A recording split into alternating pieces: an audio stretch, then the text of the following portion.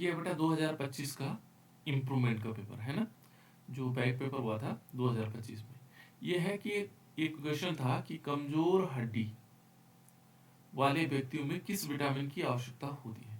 मान लीजिए किसी की हड्डियां कमजोर हैं, तो उसमें कौन सा विटामिन दिया जाए उसको, कौन से प्रकार का विटामिन दिया जाए। तो आप लोगों को मालूम है कौन सा विटामिन दिया जाना चाहिए उसको जिसकी हड्डियां कमजोर हो।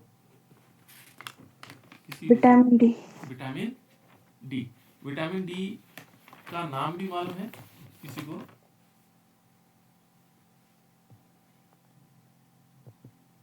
ये इसमें से ये 4 ऑप्शन थे, तो ये जो हमारे पास राइट आंसर होगा वो होगा विटामिन डी। विटामिन डी का नाम क्या था बेटा? विटामिन डी का रासायनिक नाम क्या है, किसी को मालूम हो? किसी को नहीं मालूम? अच्छा चलो, विटामिन ए की कमी से कौन सा रोग होता है?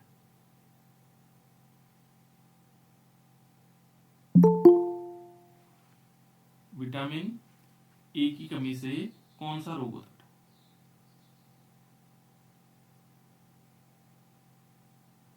अब थोड़ा ऐसे भी पढ़ना हमने, जैसे हमने क्या किया कि इसी टाइप से नहीं कि वही याद कर लिया बस ये हो गया आंसर, है ना।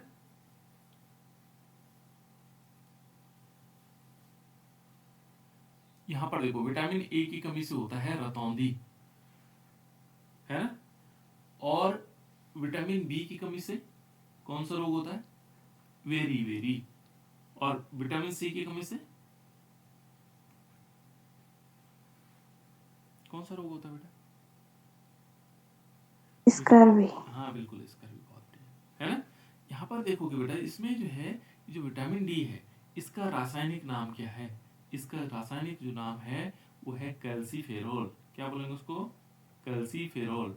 ये याद रखना आपको, कैल्सीफेरोल। छोटी छोटी चीजें है ना, कैल्सीफेरोल। इस विटामिन ए का नाम क्या है? विटामिन ए का नाम क्या है बेटा? इसका नाम है रेटिनॉल। क्या नाम है इसका? रेटिनॉल। इसका नाम होगा रेटिनॉल। ये याद सब रखना है। विटामिन बी का नाम क्या है? जो विटामिन बी है, विटामिन बी तो हमारे पास अलग अलग प्रकार के होते हैं, है ना। लेकिन जो पहला विटामिन बी है ना, तो इसको हम यदि हम देखेंगे तो विटामिन भी अलग अलग प्रकार के होते हैं, बहुत सारे कॉम्प्लेक्स, विटामिन बी कॉम्प्लेक्स होता है। तो ये थोड़ी सी याद रखना आपको कि इसमें 6 कितने प्रकार के हो सकते हैं। इसमें हमारे पास 7 या 8 प्रकार के विटामिन बी वन होता है, जिसको हम क्या बोलते हैं? थायमीन बोलते हैं। बी वन का नाम क्या है? थायमीन है। बी टू का नाम क्या है? राइबोफ्लाविन है। बी टू का नाम क्या है? राइबोफ्लाविन। विटामिन जो बी थ्री है उसको बोलते हैं नियासिन। बी थ्री को क्या बोलते हैं? नियासिन। नियासिन, ठीक है ना। क्या बोलते हैं बेटा? नियासिन। ये नियासिन हो गया। विटामिन बी फोर का नाम, बी फोर नहीं होता, बी फाइव का नाम क्या है? विटामिन ये है पेंटाथेनिक एसिड, पेंटाथेनिक एसिड, है ना। विटामिन बी सिक्स होती है, उसको बोलते हैं पायरोडॉक्सिन। बी सिक्स का नाम है पायरोडॉक्सिन। विटामिन बी सेवन का नाम क्या है? Biotin. Vitamin B nine nine का नाम क्या है? फोलिक एसिड, है ना। ये बताया नहीं मुझे, vitamin B seven B nine नहीं बताया। विटामिन बी ट्वेल्व बताया, इसका नाम क्या था बेटा? ये इंपॉर्टेंट भी, इसका नाम है कोबालमीन। क्या बोलेंगे इसको? कोबालमीन। इसमें कोबाल्ट पाया जाता है, ये ध्यान रखना, विटामिन बी ट्वेल्व में। इसलिए 2-3 बार पूछा गया, मैं आपको इंडिकेट कर पा रहा हूँ कि इसमें विटामिन बी ट्वेल्व में कोबाल्ट पाया जाता है, ठीक है। अच्छा, विटामिन सी का नाम क्या है? जो विटामिन सी है उसका नाम क्या है? किसी को मालूम है बेटा? कोई बताओ। ये पूछा भी गया बेटा, 2-3 बार पूछा गया, विटामिन सी का रासायनिक नाम क्या है? Ascorbic acid. बिल्कुल, बहुत बढ़िया। इसका नाम है एस्कॉर्बिक एसिड। क्या नाम है बेटा इसका? Ascorbic acid. क्या नाम है? एस्कॉर्बिक, एस्कॉर्बिक, ये होगा बेटा एस्कॉर्बिक एसिड। ये जो विटामिन सी है इसका नाम क्या है? एस्कॉर्बिक एसिड है। इसको हम क्या बोलेंगे? Ascorbic acid. तो इस प्रकार से हम देख सकते हैं विटामिन बी ए का नाम है रेटिनॉल, विटामिन बी का नाम है अलग अलग, विटामिन बी वन है, बी टू है, बी थ्री है, बी फाइव है ना। B6 है, B12 है ना। B12 का नाम हमने कोबालमिन बताया। विटामिन सी का जो नाम है वो है एस्कॉर्बिक एसिड, इसको हम क्या बोलते हैं, एस्कॉर्बिक एसिड, ये एस्कॉर्बिक एसिड। और विटामिन डी का नाम है कैल्सीफेरॉल। तो इसमें यदि हम देखें कि जो कमजोर, जिनकी हड्डियां कमजोर होती हैं, उनको हम कौन सा विटामिन देना चाहिए, उनको विटामिन डी दिया जाना चाहिए, ताकि उनकी हड्डियां मजबूत हो जाए। ठीक है, विटामिन डी में हड्डियों को मजबूत किया जा सकता है। तो ये है बेटा पहला क्वेश्चन। दूसरा क्वेश्चन, इसमें जो दूसरा क्वेश्चन है वो क्या है, ये है। देखो यहाँ पर हमें क्या करना है, ये कहता है, क्वेश्चन क्या कह रहा है, क्वेश्चन कह रहा है कि FeCN की होल 6, CN की होल 6 और इस पर 4 माइनस चार्ज है, में Fe की ऑक्सीकरण अवस्था या ऑक्सीकरण संख्या क्या होगी। ऑक्सीडेशन नंबर निकालना, क्या निकालना है, ऑक्सीडेशन नंबर। और ऑक्सीडेशन नंबर निकालना हमने सीखा हुआ पहले से, कैसे कैसे निकालते हैं, कि मान लीजिए हमारे पास है Fe और Cn का होल 6 है, Cn का क्या बेटा, होल 6 है, और इस पे कितने चार्ज हैं, इस पे है 4 माइनस चार्ज। हमें निकालना है किसका, ऑक्सीडेशन संख्या। जब निकालते हैं ऑक्सीडेशन निकालते हैं तो इसका निकालना है Fe का। तो जिसका ऑक्सीकरण संख्या निकालना होता है उसको हम क्या मान लेते हैं, x। उसको क्या मानते हैं बेटा, x। उसको क्या माना जाता है, x माना जाता है। अब जब हमने इसको x मान लिया तो इसके साथ लगा हुआ Cn।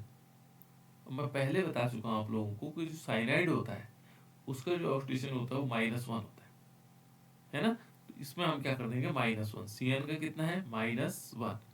लेकिन कितने Cn है, ये तो 6 Cn है, इसलिए 6 का गुणा कर देंगे, 6 का मल्टीप्लिकेशन कर देंगे, और इक्वल का चिन्ह लगाएंगे बराबर। बराबर में ध्यान रखना जो चार्ज होते हैं पर, ये जो आवेश लगे हुए हैं, जैसे -4, तो हम क्या लिखेंगे, -4 यहाँ लिख लेंगे। इसमें एक चीज का ध्यान रखिएगा कि कभी कुछ नहीं होता है तो तब आपको 0 लिखना होता है। जितने चार्ज होंगे, यदि कुछ नहीं लिखा हुआ इसके ऊपर तो हमारे पास 0 हो जाएगा।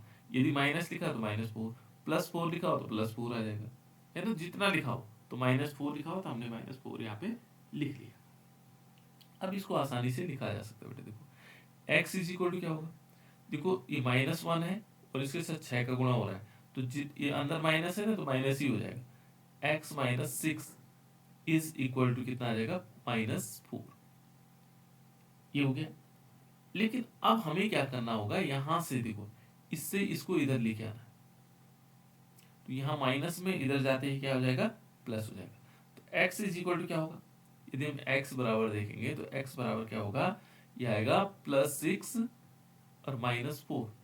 देखो माइनस प्लस का 6 है और माइनस का 4 है, तो इसका मतलब कितना हो गया, क्या बचा इसमें, इसमें बचा +2, केवल +2 बचा, केवल क्या बचा बेटा, इसमें +2 बचा। ठीक है ना, +6 में से हमने 2 को माइनस किया तो कितना बचा, +2। यानी कि जो Fe है, जो हमारे पास Fe है, इस पर 2 प्लस चार्ज है। Fe पे कितना प्लस चार्ज है, 2 प्लस चार्ज। तो हम ये कह सकते हैं कि जो Fe के ऑक्सीडेशन नंबर है वो +2 है। तो ये आंसर तो हो गया, ठीक है, ये वाला आंसर हो गया। लेकिन इसका कोऑर्डिनेशन नंबर कितना बेटा, उप सहसंयोजन संख्या कितना है, क्योंकि इस बार हाफेली एग्जाम में पूछा। उप सहसंयोजन संख्या कितनी होगी, उप सहसंयोजन संख्या, उप सहसंयोजन संख्या कितनी है, इसकी कोऑर्डिनेशन नंबर जिसको हम बोलते हैं, उप सहसंयोजन संख्या कितनी, कोई बताओ कैसे ज्ञात करते हैं, उप सहसंयोजन संख्या कैसे निकालते हैं, बताओ बेटा।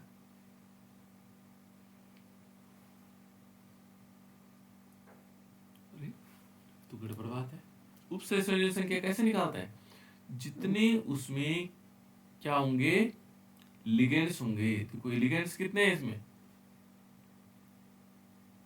कितने लिगेंड्स हैं,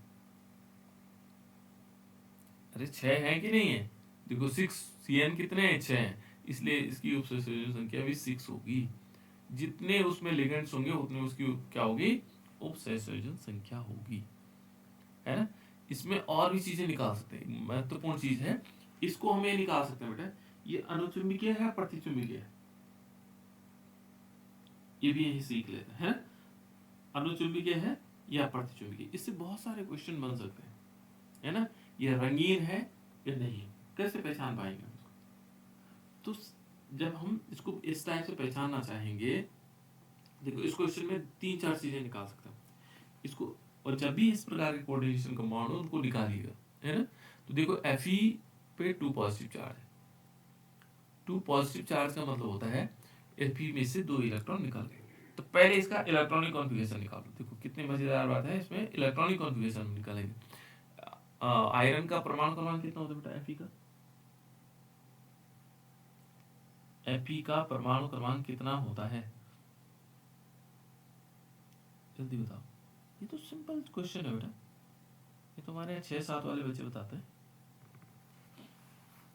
Fe का परमाणु क्रमांक कितना है? 26। बिल्कुल, वेरी गुड, इसको है 26। आयरन होता है 26, है ना। तो पहले हम 26 का निकालते हैं, इसको रहने देते हैं अभी। Fe हमने 26 को लिया, है ना। तो पहले 26, अभी हम Fe को अब केवल निकालना है Fe का, Fe2 पॉजिटिव का बाद में, क्योंकि यहाँ पर गलती होने की संभावना ज़्यादा होती है ना। तो पहले हम क्या करेंगे, 26 का निकालेंगे, तो यहाँ पर आएगा 1s2, 2s2, 2p6, 3s2, 3p6, 4s2 और 3d6।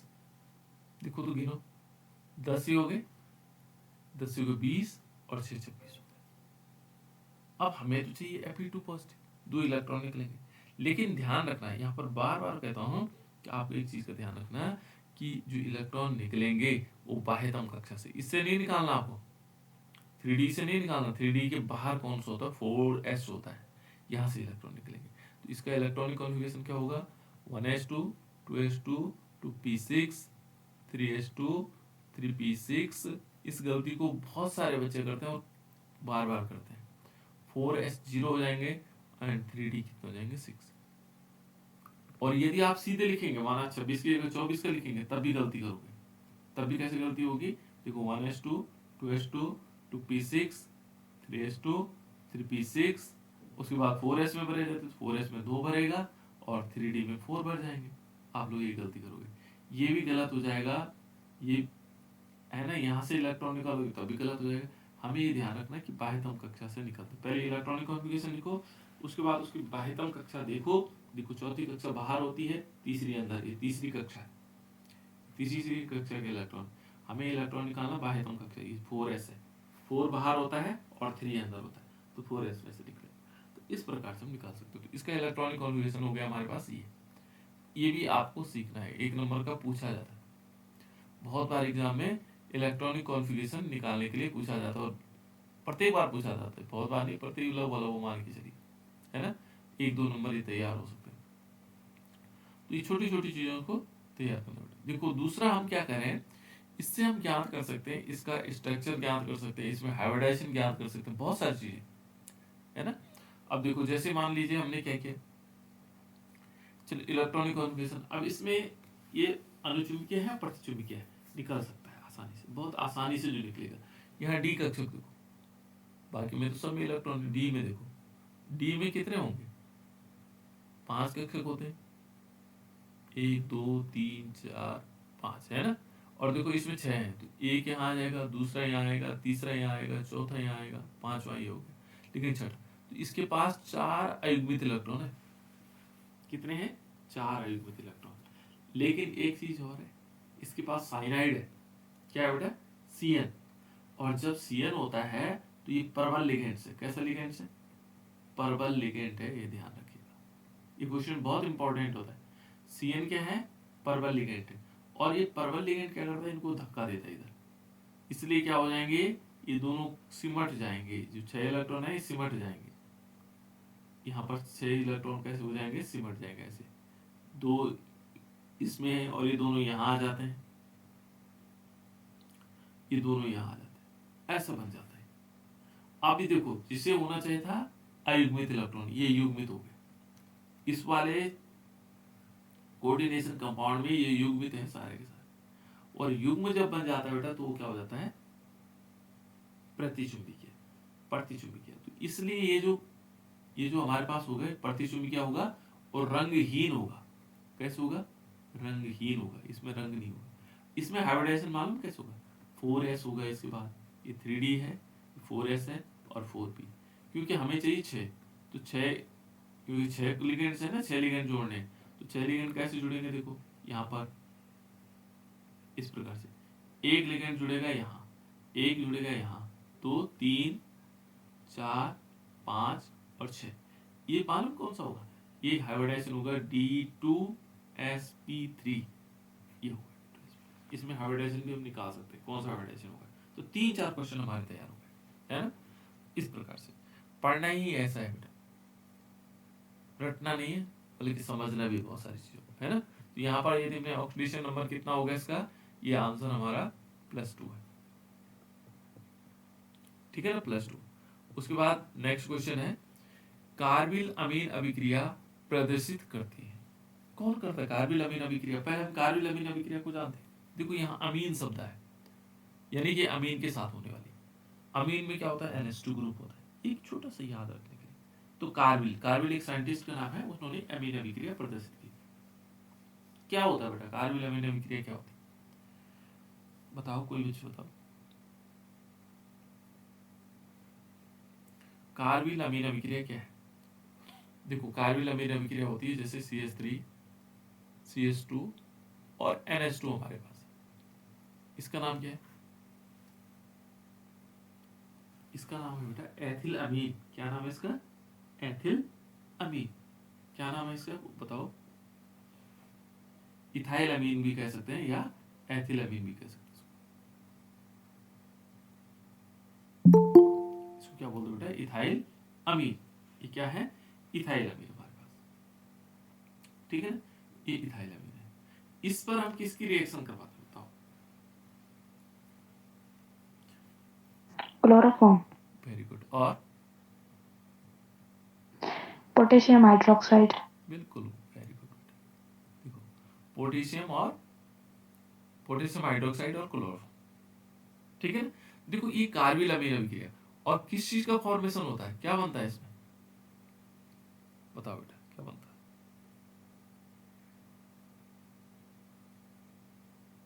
कार्बिल अमीन अभिक्रिया में बनता है क्या है, एथिल आइसोसाइनेट, बिल्कुल एथिल आइसोसाइनाइड, आइसोसाइनाइड कंपाउंड बनता है। जैसे बनेगा CH3 CH2 और NC जब लिख लेंगे तो आइसोसाइनाइड कंपाउंड होगा।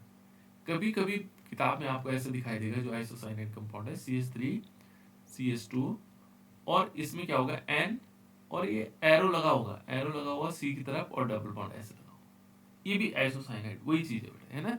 इसको हम डायरेक्ट ऐसे भी लिख सकते हैं और इसे भी लिखा जा सकता है, तो ये हो जाएगा। और प्लस क्या होगा, प्लस इसमें क्या निकलेंगे, बताओ क्या निकलेंगे,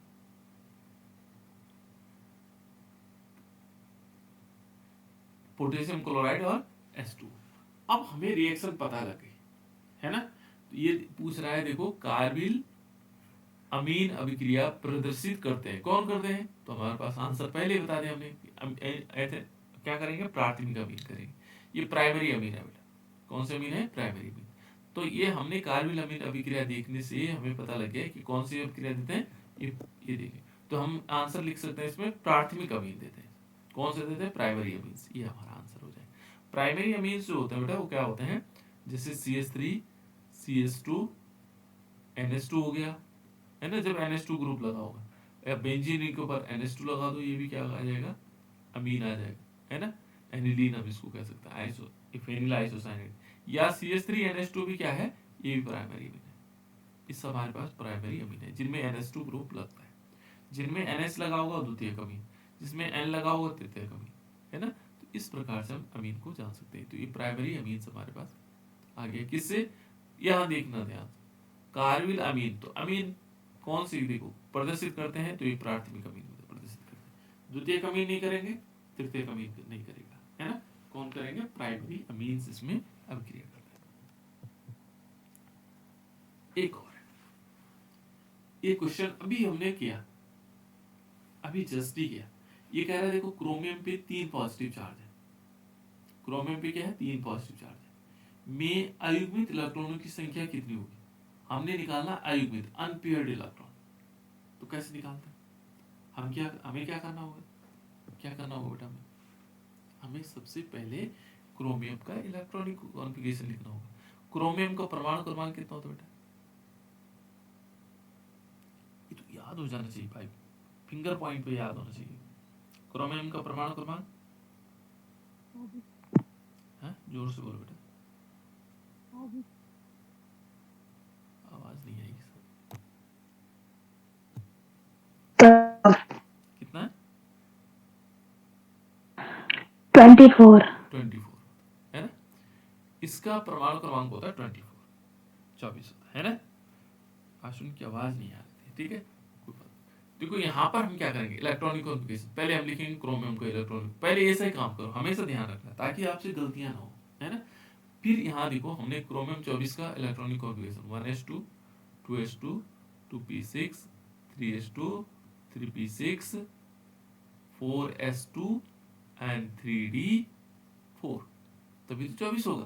देखो 10 ही हो गए, 10 को 20 और 4 24 हो गए। अब हमें चाहिए क्रोमियम 3 पॉजिटिव, ये रब पे करेंगे आप लोग, है ना। फिर में क्या लिखेंगे, क्रोमियम है अब 3 पॉजिटिव, तो 3 पॉजिटिव में क्या होगा, 2 निकलेंगे यहाँ से, ये बाह्यतम कक्षा, उसके बाद इसका नंबर आता है 1 निकलेगा यहाँ से, है ना, तो यहाँ 3 हो जाएंगे। अब हम इसका इलेक्ट्रॉनिक कॉन्फ़िगरेशन लिख सकते हैं 1s2 2s2 2p6 3s2 3p6 4s0 and 3d3।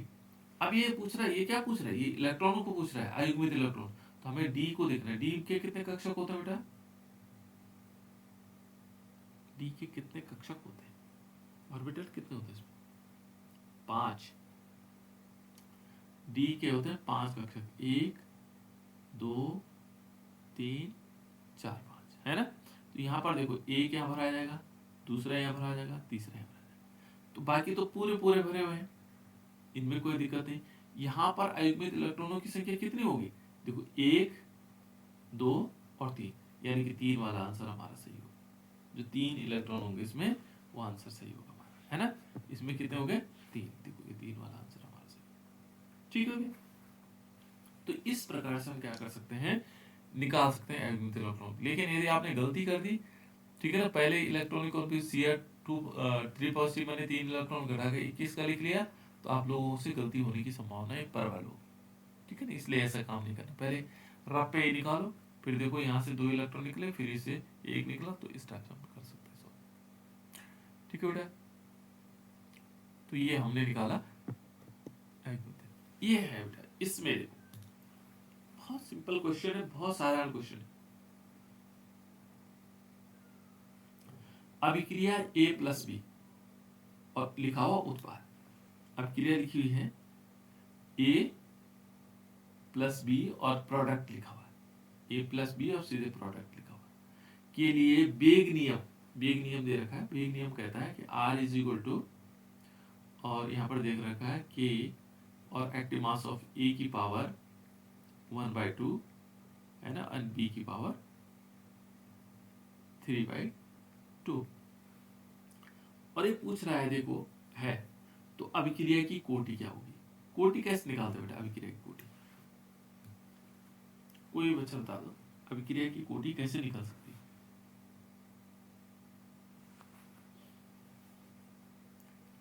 ये बोर्ड का पेपर है 2025 का बैक पेपर,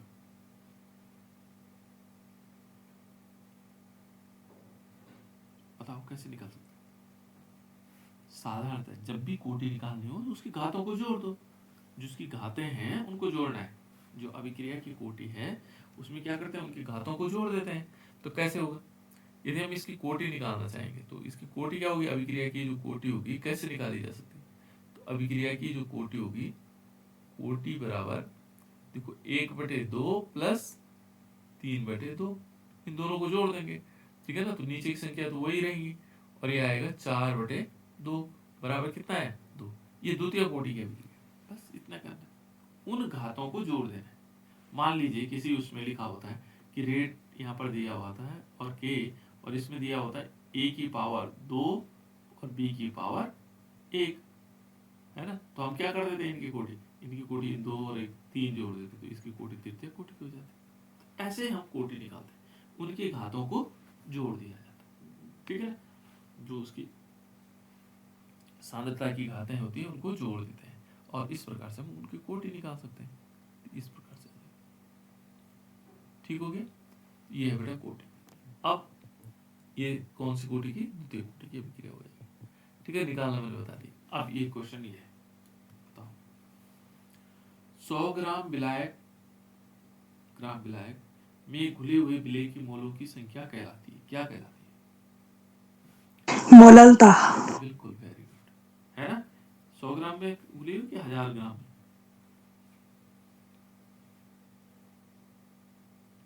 ये सिंपल परिभाषा बेटा, 1000 ग्राम विलायक में घुले हुए विलेय की मोलों की जो संख्या होती है उसको हम क्या बोलते हैं, मोललता बोलते हैं। मोललता, ये पहला वाला। यहाँ 2-3 ऑप्शन है, मोलरता है, मोलरता नहीं होता है। मोलरता क्या होता है?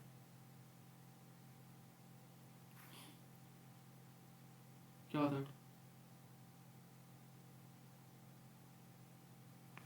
यहाँ पर लिखा हुआ 1000 ग्राम विलायक, थोड़ी याद रखने की कहानी है ना।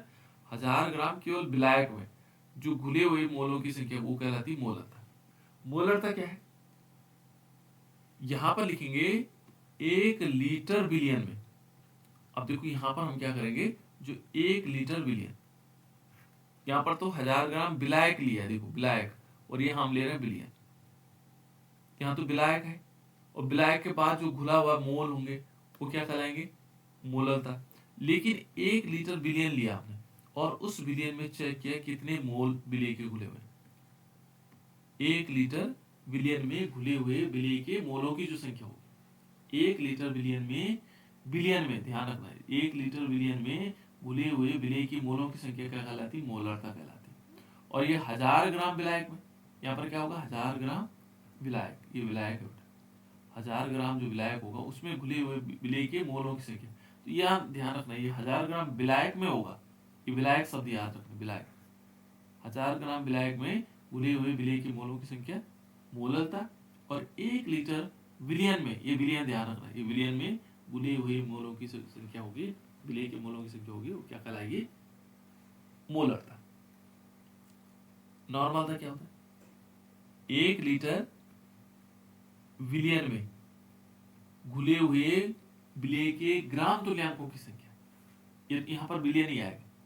ये जो है बेटा, ये है ना हमारे पास बिलियन है, और इसमें क्या होगा कि जो घुले हुए क्या होंगे, विलेय के ग्राम तुल्यांकों की संख्या। यहाँ पर क्या आएगा, विलेय के ग्राम तुल्यांक, ये है नहीं शायद आप लोगों के पास ना, ग्राम तुल्यांकों की जो संख्या होगी वो नॉर्मलता कहलाएगी, ठीक है। और मोल अंश क्या है, मोल अंश क्या है, माना कोई अवयव है हमारे पास, किसी अवयव, मान लीजिए हमने क्या लिया, कोई अवयव लिया, किसी अवयव के मोलों की संख्या और विलयन में समस्त, देखो किसी विलेय के मोलों की संख्या, और बटे में आएगा विलयन में घुले हुए समस्त जो क्या होंगे, समस्त अवयव होंगे, उनके मोलों की संख्या का जो अनुपात होगा उसे हम क्या कहते हैं, मोल अंश कहते हैं। माना विलयन में घुले हुए अवयव, विलयन में घुले हुए अवयव, और माना कोई विलेय है, हम ऐसे कह सकते हैं अवयव का मोल अंश, कोई अवयव है हमारे पास, है ना, कोई अवयव है, मान लीजिए हमने लिया कोई अवयव है, अवयव का जो मोल अंश है, और विलयन में जो समस्त मोल है, जो विलयन में समस्त अवयव है, विलयन में समस्त अवयव, जितने अवयव है ना, उनके मोलों का जो अनुपात होगा वो हमारे पास क्या कहलाएगा, मोल अंश कहलाएगा। अवयव के मोल अंश या मोल, या इसको कह सकते हैं अवयव के मोल बटे विलयन में समस्त अवयव के मोल, है ना, उनका जो अनुपात होगा वो क्या कहलाएगा, मोल अंश कहलाएगा। इस प्रकार से हमें प्रत्येक को देखना है कौन कौन से, है ना। कभी कभी मान लीजिए आपको ये 3 आते होते, कौन सा, मोलरता पता है, नॉर्मलता पता है और मोलर्स पता है, तो आप बाकी क्या बचा, इन तीनों की परिभाषा यदि आपको याद है तो अब आप आसानी समझ सकते हो कि इन तीनों की परिभाषा इससे नहीं मिल रही, तो आप कह सकते हो ये वाला होगा। तो कभी कभी इस टाइप से हम क्वेश्चन को सॉल्व करते हैं, बाकी तीनों आ रहे हैं एक नहीं आ रहा है और वो परिभाषा उससे मिल नहीं रही, तो वही तो आंसर होगा। ठीक है ना, इस प्रकार से हम इसको कर सकते हो। अब ऐसे ही करना है, चार चार ऑप्शन जो दिए हुए हैं उन ऑप्शनों के बारे में पढ़ना है, ये मूलतः हो जाएगा, है ना। गैल्वेनिक सेल पर होने वाली, देखो गैल्वेनिक सेल के कैथोड पर होने वाली अभिक्रिया, तो पहले हम गैल्वेनिक सेल को कौन सी अभिक्रिया होगी इसमें, है ना, यहाँ पर कौन सी अभिक्रिया होनी चाहिए, कौन सी अभिक्रिया होती है बेटा, कैथोड पर कौन सी होती है, एनोड पर कौन सी होती है, पहले एनोड पर बताओ।